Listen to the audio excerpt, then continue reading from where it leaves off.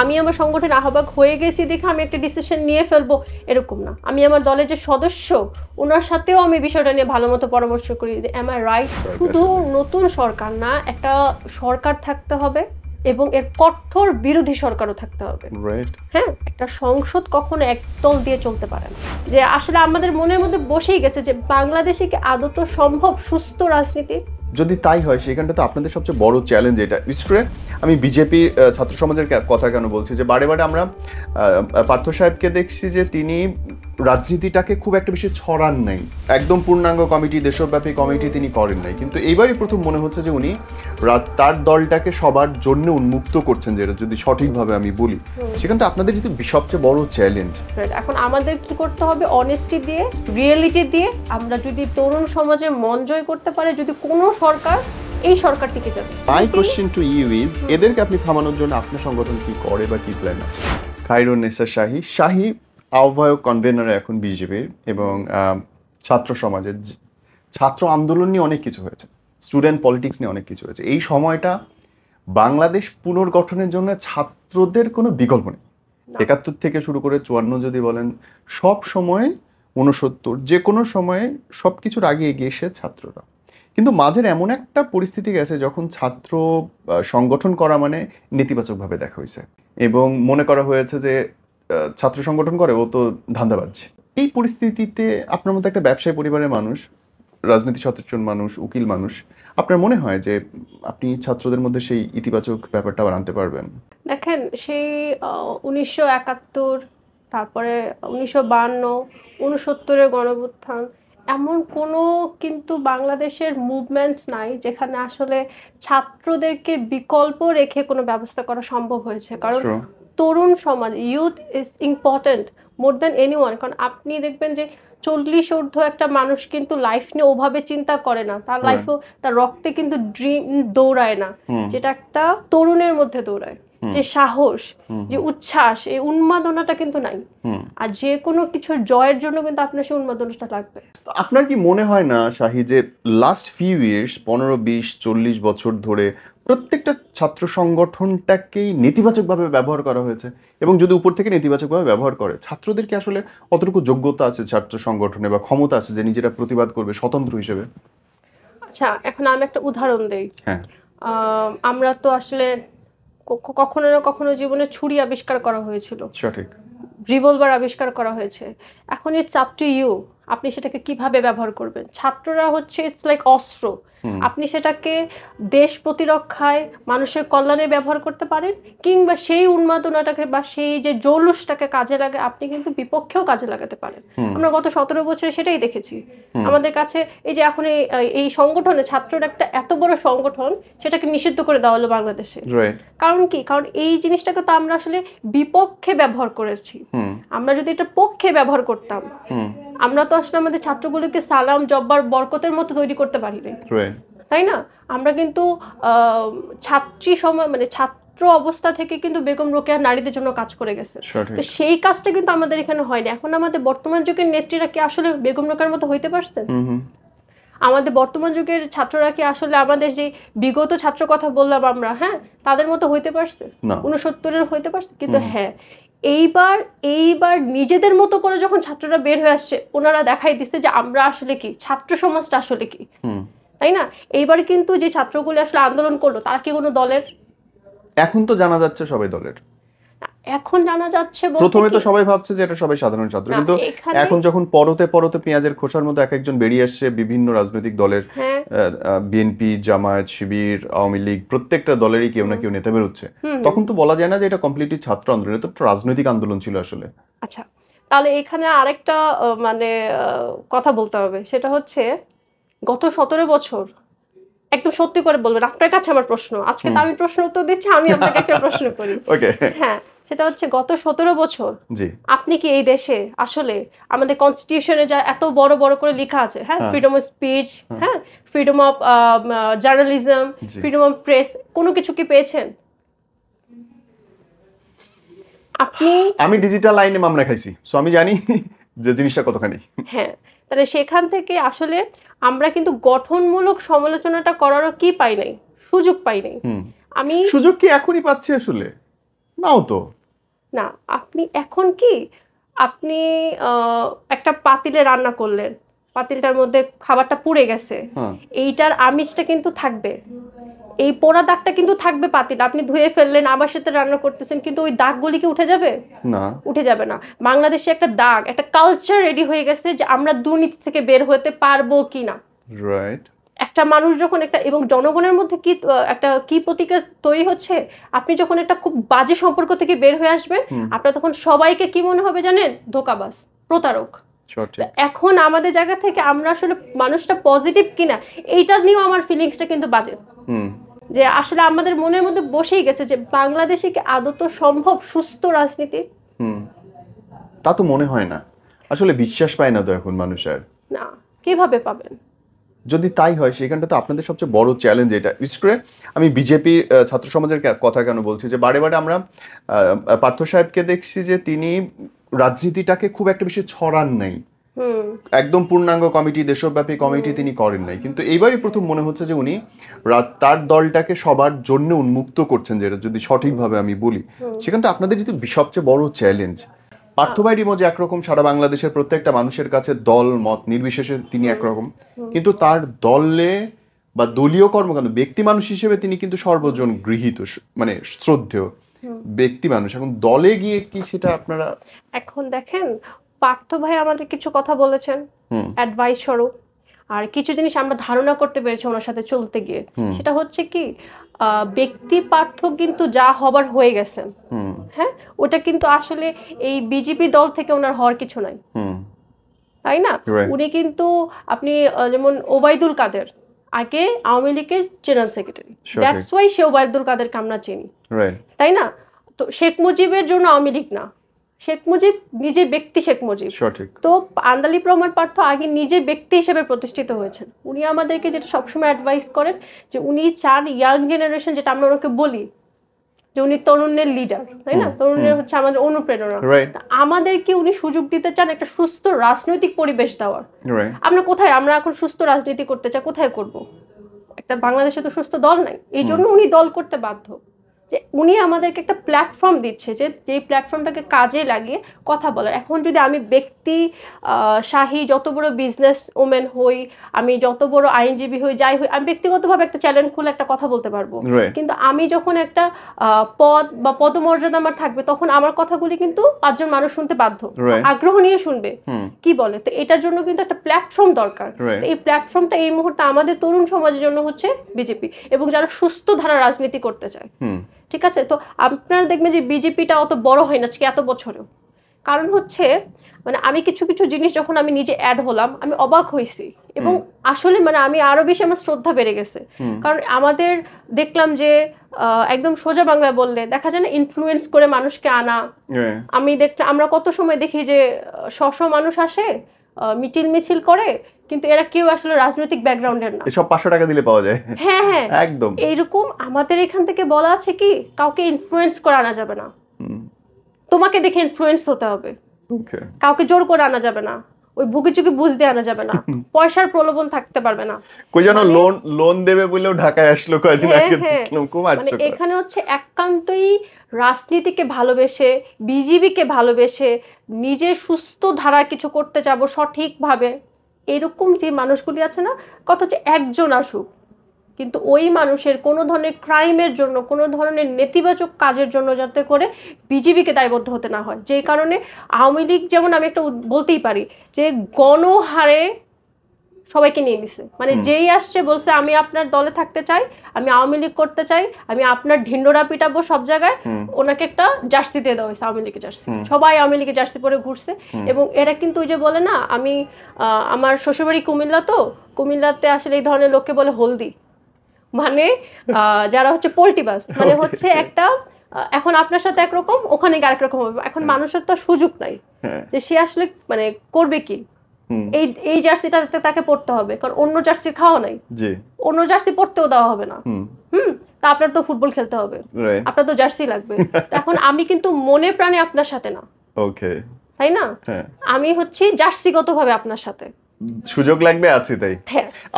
আমার প্রথম প্রশ্নের জায়গাটা চাই এখনো না, আমি উত্তর পাইনি। সেটা হচ্ছে ধরেন যখন আপনি কোনো একটা দলের আমরা ছাত্র সংগঠনগুলোকে যেভাবে দেখেছি, জামায়াত ইসলামের শিবির বলেন, ছাত্রলীগ বলেন, ছাত্রবাদী দল বলেন, বা যে দলই বলেন না কেন, যখন কোনো একটা দলের অংশ হয়ে ছাত্র সংগঠনগুলো কাজ করে, তখন তার নিজস্ব মতবাদ বা প্রতিক্রিয়া তার মতো করে তুলে ধরা মুশকিল। তাকে শুধু দলীয় জিনিসগুলোকেই ফলো করতে বাধ্য সে, যেই কারণে স্টুডেন্টদের এবারের এই আন্দোলন, বিকজ তারা নিজস্ব কোনো মতামত পাচ্ছিল না, কোনো দলই আসলে তাদের কথা শুনতে যাচ্ছিল না, প্রত্যেকে তার মতো করে সুবিধা নেওয়ার চেষ্টা করছিল। তো আপনাদের দলে কি আসলে ধরেন যে আপনার দলের কোনো একটা সিদ্ধান্ত পছন্দ হলো না কোনো একজন স্টুডেন্টের, সে কি আসলে প্রতিবাদ করার সাহস রাখবে, নাকি সে তখন আমার দল থেকে বহিষ্কার, সদস্য পদ স্থগিত, তারপরে কেস টেস হওয়া, নানান কিছু যেই ঢংগুলা দেখি সেগুলি হইতে থাকবে? Sorry for this rough question. Okay okay, এখন বললে মনে হবে যে না নিজেদের ঢোল পিটাচ্ছি, ঢোল না, রিয়ালিটিটা বলেন। আমি রিয়েলিটিটাই হচ্ছে বলতে চাচ্ছি কি, মানে আমাদের সিস্টেমটা একটু ডিফারেন্ট। আমাদের একটা সংগঠন আরেকটা সংগঠনের মানে বিষয় নিয়ে নাক গলাতে পারবে না। ওকে, এটা আমাদের একদম ভেরি ক্লিয়ার। Very good. হ্যাঁ, আমাদের সংগঠন নিয়ে, ব্যক্তিগত সংগঠনে একমাত্র যদি কোনো ব্যক্তি নাক গলাতে পারে সেগুলি হচ্ছেন বিজেপির যে মূল দলের যারা আছেন, আমাদের মহাসচিব হতে পারেন, আমাদের চেয়ারপারসন হতে পারেন, ওনারা শুধুমাত্র আমাদেরকে গাইডলাইন্স দেবেন আমাদের ভুলগুলি ধরায় দেওয়ার জন্য। কারণ আমি তো কোনো ভুল সিদ্ধান্ত নিতে পারি না, আমার একটা বড় সিদ্ধান্ত নেওয়ার আগে আমার একটা অ্যাডভাইস দরকার, আমার একটা গার্ডিয়ানের একটা সাজেশন দরকার। আদারওয়াইজ যেই সংগঠন, বাকি যে সংগঠনগুলি আছে একে অপরকে সাপোর্ট করে, কিন্তু একে অপরের সিদ্ধান্তের উপরে কখনো নিজস্ব সিদ্ধান্ত চাপায় দেওয়া এটা হয় না। এবং আমাদের এখানে আসলে ইজমা কিয়াসটা অনেক বেশি চলে। ঠিক আছে, আমরা মানে আমি আমার দলের আহ্বায়ক, আমার সংগঠনে, তা আমি আমার সংগঠনের আহ্বায়ক হয়ে গেছি দেখে আমি একটা ডিসিশন নিয়ে ফেলবো এরকম না। আমি আমার দলের যে সদস্য ওনার সাথেও আমি বিষয়টা নিয়ে ভালো মতো পরামর্শ করি যে এম আই রাইট, আমার কি সিরিয়াসলি এটা করা উচিত, এটা করলে কি আমাদের জন্য ঠিক হবে, সুনাম কি চলে যাবে কিনা। কারণ আমার এখানে সবচেয়ে ইম্পর্টেন্ট যেটা আমাদের জন্য সেটা হচ্ছে সুনামকে ধরে রাখা। কারণ আপনি ওই অনেক কিছু করছেন মনে করেন, হ্যাঁ, অনেক কিছু করে, একটা ছোট উদাহরণ দেই, মেট্রো রেলটা কিন্তু কাজে না আমাদের দেশে, সঠিক, মেট্রো রেলটা কিন্তু আমি সবার কাছে পজিটিভ রিভিউ পাইলাম, কিন্তু এখন একটা মেট্রো রেল দেশে একটা আন্দোলন হয়েছে, এখন মেট্রো রেলটায় হয়তো কিছু ক্ষয়ক্ষতি হয়েছে। এখন আপনি যদি এখন এত বড় একটা মিথ্যা চাপান যেটা আপনি 2 দিনের মধ্যে ধরা খেয়ে যাচ্ছেন, এবং দেখেন বর্তমান বাংলাদেশ কিন্তু অনেক শিক্ষিত, প্রত্যেকেই টেকনোলজি হাতের মুঠোয়, আমরা কিন্তু যে কোনো জিনিস সার্চ করলে পেয়ে যাচ্ছি, তাই না? এবং আমি মানে উইথ ডিউ রেসপেক্ট, আগের যে জেনারেশন ছিলেন, আমাদের জেনারেশন এক্স এর কথা যদি আপনি বলেন, হ্যাঁ, ওনারা অনেক শিক্ষিত ছিল, ওনারাও লন্ডন, আমেরিকা, অস্ট্রেলিয়া সব জায়গা থেকে পড়াশোনা করে আসছে, বাট মানে মডার্ন সোসাইটির যে অ্যাডাপশনটা আমাদের মধ্যে আছে, হ্যাঁ, আমাদের দেখা যায় কি এভারেজ ব্রেইনের যে স্টুডেন্ট ও অনেক বেশি মানে সমসাময়িক বিষয়, সাধারণ বিষয়গুলো অনেক জানে। আমাদের 5 বছরের একটা বাচ্চা অনেক কিছু জানে, যেটা গত 30 বছর আগে 15 বছরের একটা বাচ্চার পক্ষে জানা সম্ভব না। তাহলে আমাদেরকে যদি এই ধরনের মানে গাঁজাখুরে কথা বলা হয়, এটা কিন্তু মানানসই না। আমাদের জেনারেশন কিন্তু দেখলাম ইদানিং ওয়েব ইউজ করে, এখন থেকে 30 বছর আগে বাংলাদেশ এটা চিন্তা করতে পারতো না। হ্যাঁ, ওই জেনারেশনে কিন্তু অনেক হাইপ ছিল, তারাও তাদের জেনারেশনে হাইপ ছিল, বাট আমরা কিন্তু ডিফারেন্ট জেনারেশন, তাই না? জেনজি কিন্তু ডিফারেন্ট, আমি নিজেও একজন জেনজি ডিফারেন্ট। তো আমাদের সাথে আসলে যত আপনি পয়েন্ট টু বি নোটেড, যে কোনো প্রকার মাদক স্বাস্থ্যের জন্য ক্ষতিকর বর্জন করুন, এটা উদাহরণের ছলে বলা আর কি। মানে আমি উদাহরণের ছলেই বললাম যে আমরা মানে অনেক পশ্চিমা বিশ্বের সাথে আমরা অনেক বেশি রিলেটেড, যেটা কিন্তু এবং তথ্য লুকানোর কোনো উপায় নেই আসলে বর্তমানে, কিছু লুকানোর উপায় নেই। আমি এজন্যই ব্যাপারে কথা বলছি যে সবকিছু open secret, everything is open secret. এখন আমাদের কি করতে হবে, অনেস্টি দিয়ে, আমাদের হচ্ছে আপনার বলতে পারেন যে রিয়েলিটি দিয়ে, আমরা যদি তরুণ সমাজের মন জয় করতে পারে, যদি কোনো সরকার, এই সরকার টিকে যাবে, এটা হচ্ছে ফ্যাক্ট।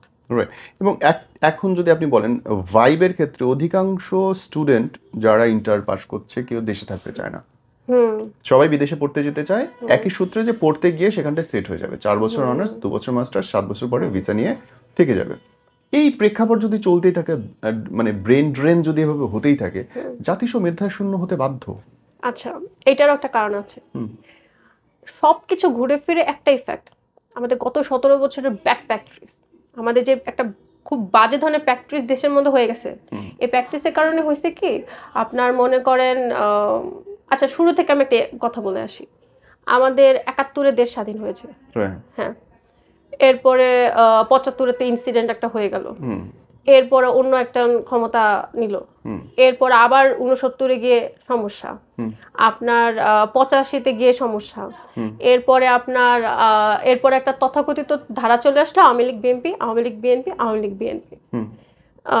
এরপরে আবার আওয়ামী লীগ সরকার আসলেন, হ্যাঁ। গত ১৭ বছর একটা ভুল ধারা চলতে থাকলো যে বাংলাদেশ গণতন্ত্র হলো, গণতন্ত্র কোনো চর্চা ছিল না। এই টোটাল বিষয়টার মধ্যে আপনি আমাকে বলেন আমরা স্বাধীনটা কখন ছিলাম? ট্রু। আমি মাঝে মধ্যে নিজেই প্রশ্ন করি ৭১ থেকে ২০২৪ পর্যন্ত স্বাধীন কবে ছিলাম? সত্যিকার গণতান্ত্রিক নির্বাচন কবে পাইছে মানুষ? আমাদের বাংলাদেশের ভূখণ্ডটা স্বাধীন হয়েছিল, বাংলাদেশের নাগরিককে এত স্বাধীনতা পেয়েছিল? প্রশ্নবোধক, বিরাট। তাহলে বাকশাল কোত্থেকে আসলো যদি আমরা স্বাধীন হই? ৬৯-এর গণঅভ্যুত্থান কেন হলো যদি আমরা স্বাধীন হই? ১৫ সালে কেন আমাদের ভোট চুরির কথা আমাদের শুনতে হবে? ১৫ নির্বাচনের পরেই কিন্তু এই সরকার ভেঙে গেল, ১৫ পর্যন্ত কিন্তু ঠিক ছিল, তাই না?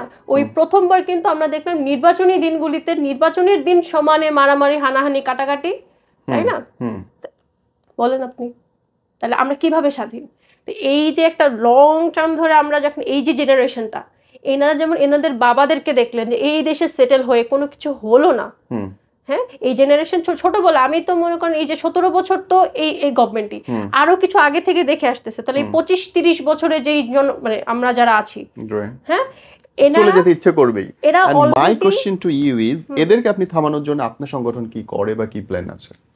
গুড প্র্যাকটিস আবার চেঞ্জ হয়ে যাবে, আবার একটা ধারা, আমি তো বললাম আপনার এই ধারাটাকে মানে bad bad bad bad bad একটা গুড হয়েছে, এটা কারো চোখে পড়বে না। আবার একটা গুড থিং হয়েছে, কারো চোখে পড়বে না, বাট আবার যখন ফ্লোটা হয়ে যাবে অটোমেটিক তখন আবার পাবলিক বাংলাদেশের মধ্যে থাকবে, যখন বাংলাদেশে ইনভেস্টমেন্ট তৈরি হবে, বাংলাদেশে যখন এই মুদ্রাস্ফীতিটা স্টপ হবে, বাংলাদেশে যখন আমরা একটা অনিশ্চয়তার মধ্যে থাকি, আমরা বাংলাদেশে ব্যাংকরাপ্ট হয়ে যাচ্ছি, ব্যাংকে টাকা রাখতে আমরা ভয় পাই।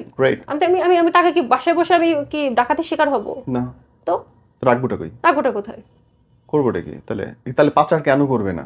আর পাচার করলেও তো ফেরত আসার কোনো চান্সেস এখন পর্যন্ত দেখি নেই, তো পাচারটা তো চলতেই থাকবে। আপনি সেফ না তো, আপনি যদি সেফটি ফিল না করেন, আপনি যদি যেমন বললেন ব্যাংকে টাকা রাখতে পারতেছেন না, আপনি যেই পরিমাণের বেতন পাচ্ছেন মান্থলি সেটাতে আপনার সংসার চলতেছে না, তাহলে আপনি তো বেটার চিন্তা করতে বাধ্য। এবং মূল্যস্ফীতি থামানোর জন্য কোনো বড় পদক্ষেপ কোনোদিন দেখা যায় নাই।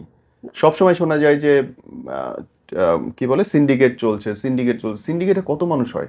১০০, ২০০, ১০০০, ২০০০। একটা রাষ্ট্রযন্ত্র এটা পারে না থামাইতে। আরেকটা ইম্পর্টেন্ট কারণ হচ্ছে আমাদের মুদ্রাস্ফীতি হওয়ার, সেটা হচ্ছে আমরা গুটি সংখ্যক লোকের উপর নির্ভর হয়ে যাই। মানে কিছু আমাদের প্রত্যেক গভর্নমেন্টেরই কিছু পছন্দের ব্যবসায়ী থাকে, এই ব্যবসায়ীদের উপর আমরা নির্ভর হয়ে যাই, এবং প্রত্যেক রাজনৈতিক প্রতিষ্ঠানে দেখলাম একটি পছন্দের দেশ আছে, এখন ওই দেশের অনুযায়ী আমরা চলাফেরা করি, ঠিক আছে?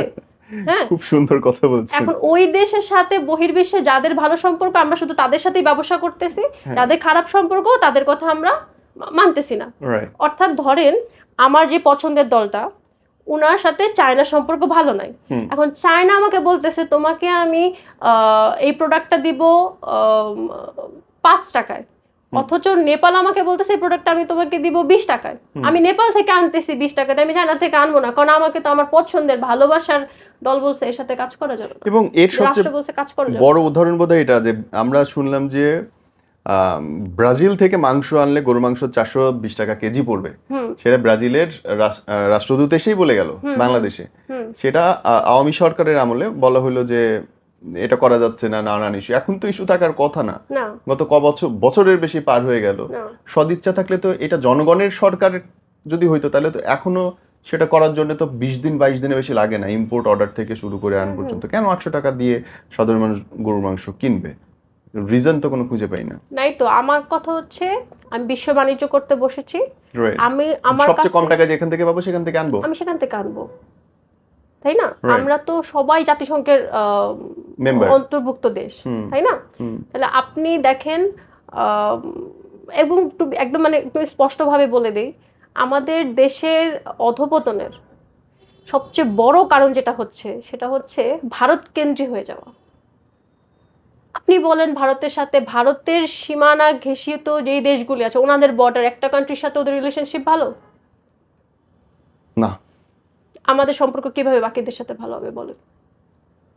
ধরেন আপনারা দুই ফ্রেন্ড, জামাল কামাল, হ্যাঁ, কামালকে কেউ দেখতে পারে না, কামালের সাথে কেউ চলে না, জামাল কামালকে ছাড়া চলবে না, তাহলে জামালের সাথে কি আলটিমেট কেউ চলবে?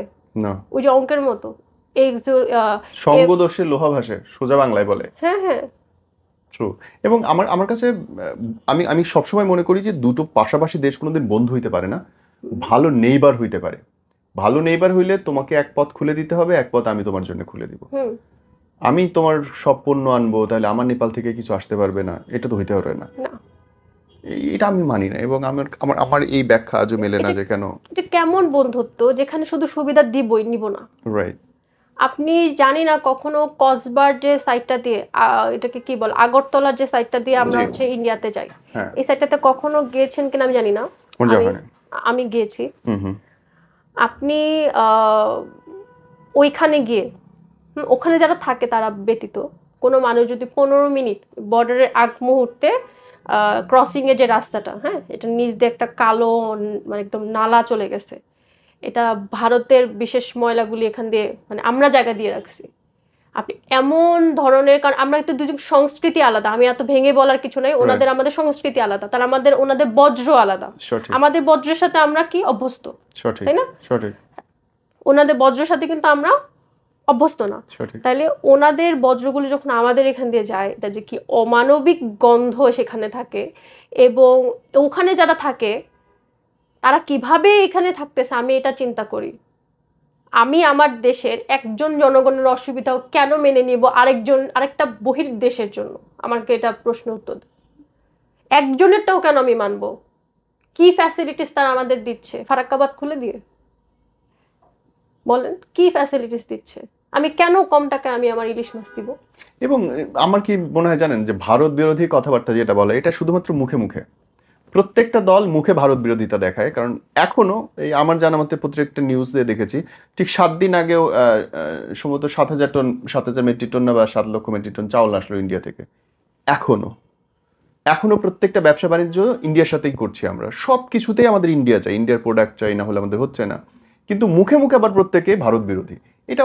এটা আপনাদের মনে হয় না যে আপনারা সরকার ব্যবস্থাতে যুক্ত হতে যাচ্ছেন বা হবেন এবার নির্বাচনে? আমাদেরকে তাহলে সুযোগ দেন, দেখেন আমরাও তো একটা দল না, আমাদেরকে তাহলে সুযোগ দেন। দেখেন আমাদের বাংলাদেশে তো ওই যে যেটা বললেন, এটা হচ্ছে সরকারের তো অনেক সমালোচনা করলাম, যে সরকারই আসুক না কেন, জনগণের একটু সমালোচনা করি। আমাদের মধ্যে হচ্ছে আমরা যেটার মধ্যে আছি ওটাতেই থাকতে চাই, অভ্যস্ত তো। হ্যাঁ, শুধু কি আমরা, দুনিয়ার সব মানুষই তো সার্কেল থেকে বেরোতে চায় না। অধিকাংশ মানুষ সবচেয়ে সিদ্ধান্ত নেয় রাষ্ট্র সিদ্ধান্ত নিয়েছে, টিকটক বন্ধ হয়েছে, ব্যক্তি মানুষ তো বন্ধ করে নাই। ভারত বলেন, আমেরিকা বলেন, কোনো দেশই তো না। রাষ্ট্র যদি আপনি সিদ্ধান্ত নেন যে আমি অমুক দেশের কম টাকায় পণ্য পাচ্ছি, ওই দেশ আনবো, কিংবা ওই দেশের সঙ্গে আমার ব্যবসায়িক সম্পর্ক ভালো, আমাদের দেশের টিভি চ্যানেল সেখানে চলছে, ওদের দেশের টিভি চ্যানেল আমার এখানে চলছে, কমপ্লিটলি ফাইন। কিন্তু আপনি ওপেন করে রাখবেন, ব্যবসার খাতিরে সুযোগটা দিয়ে রাখবেন, আবার আপনি বলবেন যে আমার নৈতিকতা বদল করো, এটা তো ঠিক হয় না কথাটা। না দেখেন, আমরা যদি নতুন কিছু ট্রাই করতে পারি, ঠিক আছে, তখন আমাদের কালচার চেঞ্জ হয়ে যাবে। আমরা একটা কালচার রেডি করে ফেলছি, তথাকথিত কালচার, এই দেশের সাথে কানেকশন, এই সরকারের সাথেই আমাদের চলতে হবে, এইভাবে আমাদের লাইফটা চলবে। এই জন্য না আমরা এখান থেকে ওই ওই যে খাঁচা বলে না, এই খাঁচা থেকে আমরা বের হয়ে আসতে পারতেছি না। আমরা নিজেদের জন্য একটা খাঁচা তৈরি করে ফেলছি। এই খাঁচা থেকে যখন বের হয়ে আসতে পারবো যে এই দেশের এই অল্টারনেটিভ আছে, এই সরকারের এই অল্টারনেটিভ আছে, তখন কিন্তু আমরা আওয়ামী লীগ, বিএনপি, জামাত ছাড়া কিছু চিনি না। ব্যাংকস জাতীয় পার্টি, তাও এখন জাতীয় পার্টিও কেউ চিনি না। সো নতুন সরকার, নতুন রাজনৈতিক দল আসা খুব জরুরি, অন্তত দেখা দরকার। রুটি এক পাশ ছেঁকলে তো বেশি পুড়ে যায়, এবার অন্য মানুষ দিয়ে ছেঁকায় দেখা দরকার। শুধু নতুন সরকার না, একটা সরকার থাকতে হবে এবং এর কঠোর বিরোধী সরকারও থাকতে হবে। রাইট। হ্যাঁ, একটা সংসদ কখনো একদল দিয়ে চলতে পারে না। সঠিক। একটা সংসদে যখন কয়েকটা দলের একটা সমাগম হবে, পক্ষ দল অর্থাৎ সরকারি দল নিয়ে বিরোধী দল কথা বলবে, আবার সরকারি দল বিরোধী দল দোনো দলকে নিয়ে আরো একটা তৃতীয় পক্ষ দল থাকবে, তারাও কিছু কথা বলবে, কিছু স্বতন্ত্র ব্যক্তি ব্যক্তিগত রাখবে। তখন এখানে একটা আমি যেটাকে বললো সংসদীয় আমির, ছোটবেলা থেকে বিতর্ক করতাম ছায়া সংসদে মানে মতো করে, ওইটাও আমি মনে করি বেটার দেন বাংলাদেশের সংসদ। বাংলাদেশের সংসদের ভাষণ বলতে এখন পর্যন্ত শুধু আন্দোলিব রহমানের পার্থরই ভাষণটাই মানুষ দেখে, এবং মানুষ মনে করে যে সংসদটা আসলে বোধহয় এরকমই হওয়া উচিত। সবাই আশাও করেছিল, মাঝখানে এত বেশি রকমের উল্টাপাল্টা হয়ে গেল যে না আমরা কাউকে পেলাম না, ভরসার মানুষদেরকেই দেখলাম। সংসদ বর্জনের রীতিটা যেন আপনাদের না থাকে, যেহেতু আপনারা নতুন করে বড় করে দলে বা সবাইকে জায়গা দিচ্ছেন, আপনাদের কাছে ব্যক্তিগত মানুষের অনুরোধ ব্যক্তি মানুষদের থেকে, এবং আপনারা যে ছাত্র সংগঠনটা এখন ফ্লারিশ করতে যাচ্ছেন, সবার জন্য উন্মুক্ত করতে যাচ্ছেন, আমার তরফ থেকে আপনাদের অনুরোধ থাকবে অন্য সব সংগঠনের মতো লেজুর ভিত্তিটা যেন না থাকে, অন্তত প্রত্যেকটা সদস্য যেন বলতে পারে তুমি ভুল করতেছো বা তুমি সঠিক করতেছো। না ডেফিনেটলি। এবং আমরা কিন্তু এই যে ছাত্রী সমাজ, এটা কিন্তু আমাদের প্রচলিত না বাংলাদেশে কিন্তু যে তথাকথিত যে সরকারের যে মানে জেনারেল সিস্টেম, যেমন জামাত, হেফাজতে ইসলাম একটু ডিফারেন্ট ক্যাটাগরি, ইসলাম কেন্দ্রিক, বাট আওয়ামী লীগ, বিএনপি, জাতীয় পার্টি, বিজেপি, বাংলাদেশ জাতীয় পার্টি, এরা সবাই কিন্তু এক ক্যাটাগরি, তাই না?